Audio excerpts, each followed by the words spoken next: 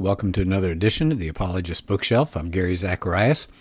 Here's a book that I haven't discussed before. It's called How We Got the Bible. The author is Neil Lightfoot, who is a distinguished professor of the New Testament at Abilene Christian University in Abilene, Texas. Strangely enough, in Abilene, Texas. Okay, so this book answers questions like, how old are the earliest biblical manuscripts? And has the Bible been preserved and transmitted to us? Why do we have so many different translations of the Bible? How do early Christians decide which writings to include in the Bible? So these are really good questions. And I thought maybe what we could do is take a look at a chapter called the Canon of the Scriptures. That's C-A-N-O-N, by the way. And they're saying, he starts off saying that, there are a lot of religious books that were written during the Old and the New Testaments. And some got put in and were called the right books, and others were left off for whatever reasons. And his question is, which of the books rightfully belongs to the Bible? Which should have been excluded? And, of course, the big question is, what are the grounds upon which they decided accept this as Scripture or reject it as Scripture? And he said these questions can be found in the study of what's known as the canon of the Scriptures. And the word canon goes back to the Greek and even goes back further to the Hebrew. And the basic meaning is reed, R-E-E-D, and we get the word cane from that. And sometimes they use reeds as measuring rods. So that word came to mean something like a standard or a rule, a measurement that measures up to the right height or right depth or whatever. So it was used as a standard or a rule, and then it began to refer to a list or an index. And when it's applied to the Bible, it's talking about the books that are considered as Holy Scripture. So if you hear somebody talk about canonical writings, they're speaking of the books that have been considered to have had divine authority and that make up our Bible. Now he says, which I thought was interesting, he says there's a difference between a book being canonical and a book being authoritative. He said a book's canonicity depends on its authority.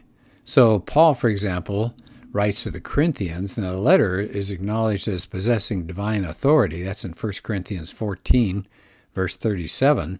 So the letter had authority from the minute he wrote it. But it wasn't canonical until later it was collected. People thought about it and discussed it and said, yeah, this is definitely part of the Scripture. So it was called an accepted writing at that time later. So it was accepted because of its authority. So good point here. A book first has to have divine authority based on its inspiration, and then it becomes accepted and attains canonicity. And the key thing to remember here is that no church council by any decree can make a book of the Bible authoritative. The books of the Bible already have their own authority, and they had the authority way before there were any councils of the church. So the next section he gets into is the Old Testament. And he says, by the time of Jesus, the canon of the Old Testament, he calls it the Old Covenant, had been fixed. And it says it can't be questioned that Jesus and the apostles would quote. And what were they quoting from? A distinctive body of authoritative writings. They called them the Scripture. And that's in John 7:38, Acts 8:32, Romans 4:3. Sometimes they called them the Scriptures, Matthew 21:42, John 5:39, Acts 17:11. Or Paul called them the Holy Scriptures, that was Romans 1:2, and also the sacred writings in 2 Timothy 3:15, and so on. And sometimes it starts off with, it is written, and then it talks about the verses. So that was Scripture to them, but some were considered canonical, some of the books, but some were not. And Jesus gives a pretty good idea of what he considered to be in the Old Testament canon. In Luke 24, he talks about, quote, the law of Moses and the prophets and the Psalms. So do you hear that three-part division there? The law of Moses, prophets, Psalms. And he said that's equivalent to the three divisions of the Hebrew Scriptures that we know of today. The law, that's exactly what Jesus called them, the prophets, and the writings, which are not just the Psalms, but some other things as well.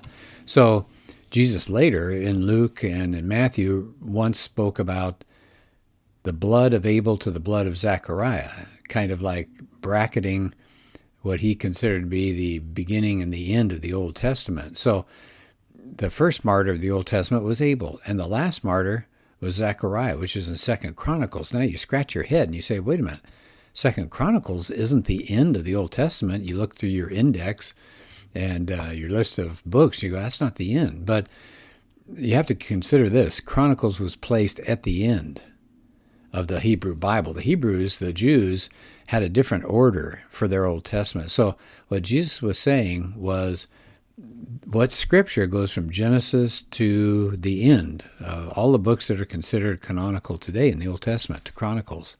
It's the same books that we have today. Well, he mentions that there are some scholars that said Jewish leaders met toward the end of the first century at Jamnia, that's in Palestine, near the coast of Palestine, and they determined the Old Testament canon. They said, all we can be sure of is that discussions were held about certain books like Ecclesiastes and the Song of Solomon, but key thing to note here, the canon was fixed long before that, and discussions there did not admit certain books into the canon, but they just said, well, these two, especially Ecclesiastes and the Song of Solomon, should stay. So they didn't bring in any new books at that time. Okay, then Lightfoot looks at Josephus, which gives more evidence about what constituted the Old Testament canon. Josephus is quite a big name as far as historians go. He was a Jewish historian in the first century. And I won't read, they have a quote here from Josephus, but the point was the number of books that Josephus considered to have divine authority were 22. And you go, well, wait a minute, 22? I thought we had 39. But he said Ruth and Judges were joined together, and everything from Lamentations, Jeremiah, that was put together. And the Jews enumerated their books differently. So the 22 books that Josephus mentioned are the same as the 39 that we have today. So if you ever come across that, 22 books, that's really our 39. And the division, Josephus says, is according to that three-part pattern, the law, the prophets, and the writings. And he says the time that's covered in these books is limited.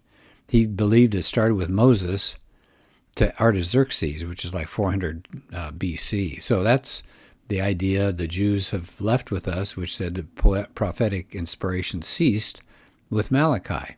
That's the period of Artaxerxes. And the text of these books is sacred. That's another point that Josephus brings out. Now, what about in the New Testament? What did they think about what Josephus said and about the Old Testament? They said Origen and Jerome, some of the early Christian writers. Let's take Origen, for example. He was in the 3rd century A.D. He counted 22 books. It's the same number of our 39. So here's how he did it.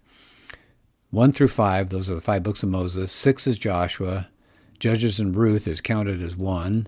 1st and 2nd Samuel is another. Now we're up to 8. 1st and 2nd Kings, that would be the 9th book they would consider. Chronicles, 10th. Ezra through Nehemiah is 11. Psalms, 12. Proverbs, 13. Ecclesiastes, 14. Song of Solomon, 15. Isaiah, 16. 17 is Jeremiah to Lamentations. 18 is Daniel. 19 Ezekiel. 20 Job. And 21 Esther. And then the minor prophets. So there you go. You got 22. So Jerome says very strictly, he said, the number of books in the Hebrew Old Testament can't be more than 22. That's it. So there you go. There's the Old Testament canon. What about the New Testament? How'd that come about? Well, not long after the close of the apostolic age, you had New Testament writings that were being read among churches. How'd that happen? That's a pretty short period of time. Now you think about when the Church of Christ was first set up, it didn't have a thought about the New Testament. They first gathered up Paul's letters into a single whole, and then the 4 Gospels, and then gradually all the others followed. Now, that collection was made at different times in different places, so the contents were not always the same. So that's why, at first, when these New Testament books were gathered, they weren't all received just unanimously. And sometimes they didn't know who the author was of the book, like Hebrews, or they hadn't seen it because it wasn't in their area of the world. And he said that's actually more the exception than the rule. And gradually each book, on its own merit, took its place into the canon. So now if we go to the 2nd century, we've got the apostles' letters. They're going out to everybody. And it's no later than the last half of that century that the lists of the New Testament books start appearing. So that's pretty quick. We're talking about the last half of the 2nd century, so the 100s, let's say. Well, one of the earliest lists is called the Muratorian Fragment. It's a 2nd century witness to the canon.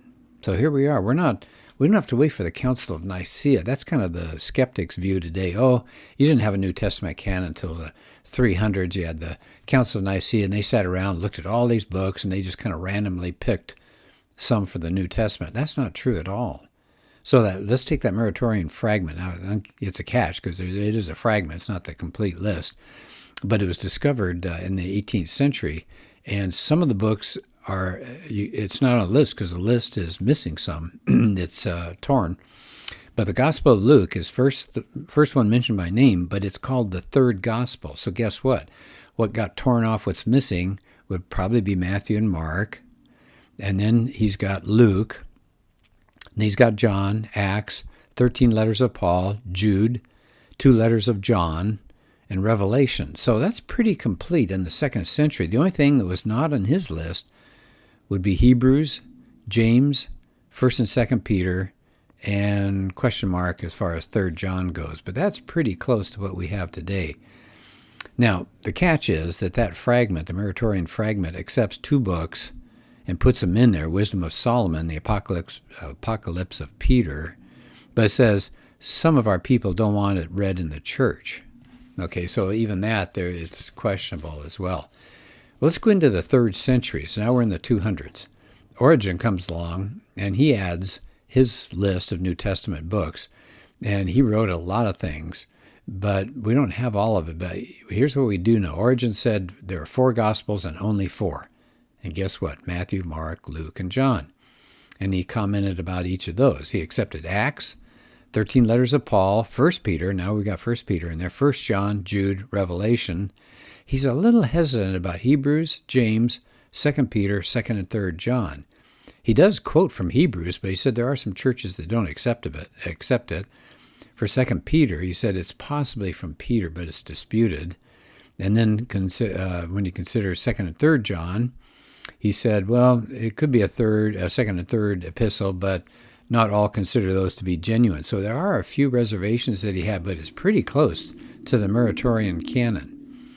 Okay, so keep in mind, this is much like what we have today, but it's only in the 200s. Again, it wasn't the Council of Nicaea or anything like that, no church council. By the time you get to the 4th century, by the time you get into the 300s, everything is pretty well set up. Eusebius, which was a great church historian of the time, he said there are 3 categories of books. Ones that are universally acknowledged, those that are disputed, and then some that are rejected. So he says, what are the ones that everybody agrees on? The 4 Gospels. Notice how that never changed. It was always the 4 Gospels.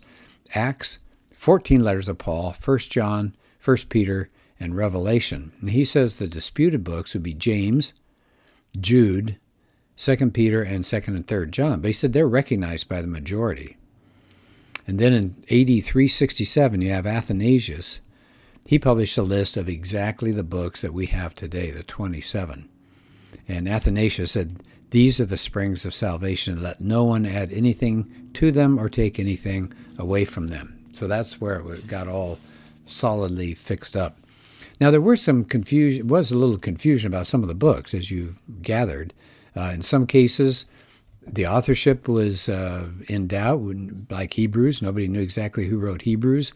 The book of James, I've heard there was some initial skepticism or questioning about that because it seemed to disagree with Paul regarding Acts, whether you have to do things to be saved or not. I don't think that's what James was saying at all, but I'm just telling you that's the problem there. In the 2nd and 3rd John, people were not so sure because of where it was written. A lot of the other parts of the Roman world had not seen it or heard of it, so people were kind of scratching their heads.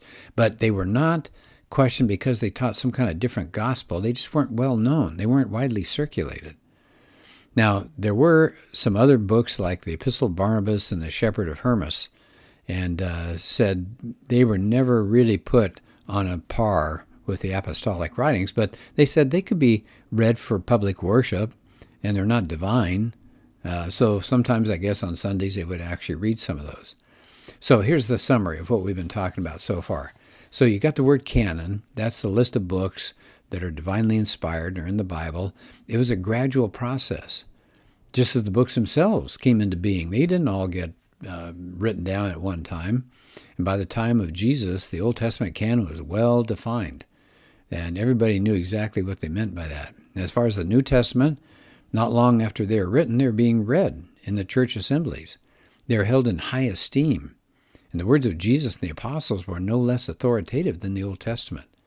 And gradually the New Testament canon took shape. By the end of the 2nd century, the essentials had pretty much been determined. And then by the next century or two, the New Testament books that we have today, everybody said those are the supreme authority. So again, his conclusion, Lightfoot's conclusion in this chapter, he says it's important to emphasize no church council made the canon of Scripture. No church, by some kind of decree, said these are the books that we're going to go for. No, the church didn't control the canon controlled the church. So the divine authority was attributed to the New Testament books, but the authority wasn't derived from the church. It was in the books themselves. So I think that's really crucial to remember. Anyway, this is a very nice book, very easy to read. It says over 1 million copies are in print. And it's a little bit older book, maybe 15 or 20 years old, so I bet you could find a used copy someplace. One more time, it's called How We Got the Bible. Neil Lightfoot, Lightfoot, is the author of it. And it says been around for a long time. It's considered a classic. It says well-researched, accessible answers to a lot of questions. So that's something that you might want to consider getting a hold of. We need to know what's in the Bible and why are these books in the Bible. Well, have a good rest of your day, and thanks for listening. Let's do this again soon.